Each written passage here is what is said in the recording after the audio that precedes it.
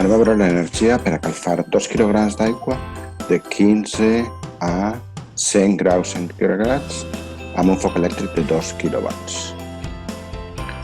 En primer lloc, l'increment de temperatura és de 100 graus centígrads menys 15 graus centígrads, i això són 85 graus centígrads, però és el mateix que 85 Kelvin, perquè un Kelvin és el mateix interval que un grau centígrad. Molt bé, quan calfem, la calor és igual a la massa per la capacitat específica per l'increment de temperatura. I en aquest cas tenim 2 quilograms d'aigua per la calor específica de l'aigua, que són 4.180 joules partit per quilogram per Kelvin per 85 Kelvin. I això és igual a 710.600 joules, que també podem escriure com 0,710 megajoules. I com és energia elèctrica, també podem passar-ho a quilowatts hora i serà 0,710 megajoules per 1 quilowatt hora correspon a 3,6 megajoules i per tant és igual a 0,197 quilowatts hora. Aquesta és l'energia per a calfar. Ara, la potència, sabem que és l'energia dividit per el temps. Per tant, el temps serà igual a l'energia dividit per la potència.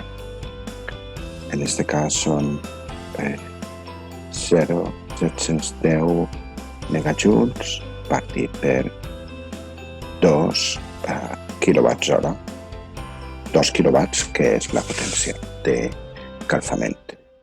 Anem a posar-ho en les mateixes unitats, 710.000 joules partit per 2.000 joules partit per segon, i veiem que dona igual a 355 segons.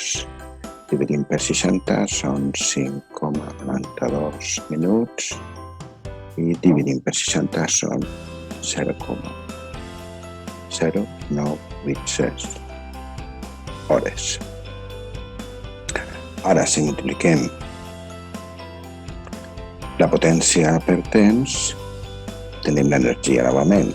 Per tant, 2 quilowatts per el temps en hores, 0,96 hores, dona 0,197 quilowatts hora, perquè són quilowatts per hora. I això és el resultat que ja havíem trobat abans. Això és solament una comprovació. Ara volem veure el cost. Ja tenim la quantitat d'energia que s'ha gastat, que és aquesta, que indiquem aquí.